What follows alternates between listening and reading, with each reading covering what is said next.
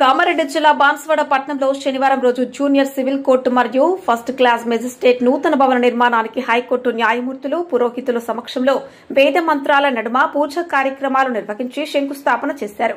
అనంతరం హైకోర్టు న్యాయమూర్తులు శ్రీనివాసరావు, లక్ష్మీనారాయణలు మాట్లాడుతూ న్యాయస్థానాలు దేవాలయాలతో సమానమని, ఇక్కడ బాధితులందరికీ న్యాయం జరుగుతోందన్నారు.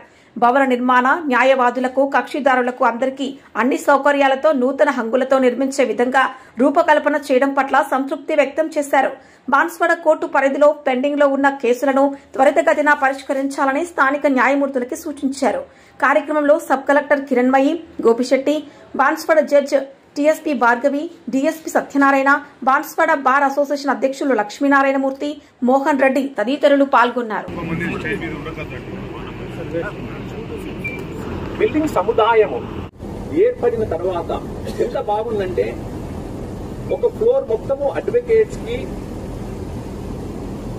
కక్షిదారులకి, తర్వాత మహిళలకి సపరేట్ గా, పురుషులకి సపరేట్ గా, ఈ విధంగా చాలా అందంగా రాబోతుంది.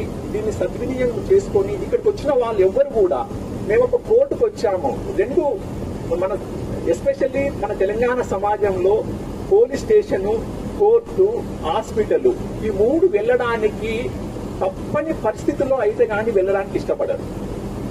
ఈ రెండింటిని కూడా కానీ మనము ఏది కూడా అంటే మధ్యవర్తుల ద్వారా ఇంతకు ముందు ఊర్లో జరుగుతున్న పంచాయతీలు ద్వారా తీర్పును అది చట్టబద్ధత కాదు కాబట్టి కోర్టు ద్వారా ప్రతి వాళ్ళు వాళ్ళ హక్కులను పరిరక్షించుకోవడానికి కోర్టుకు వస్తున్నారు.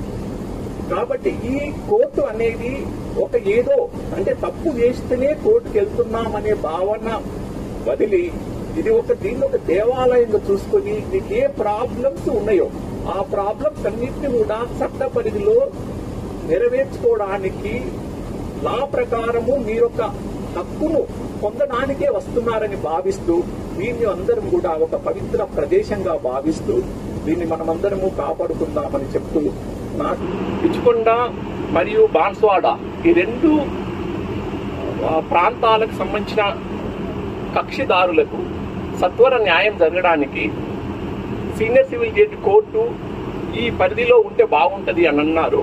దాన్ని కూడా తప్పకుండా మేము దృష్టిలో పెట్టుకొని ఆ ప్రకారము పనిచేయడానికి కూడా ప్రయత్నం చేస్తామనేది కూడా చెప్తున్నాను.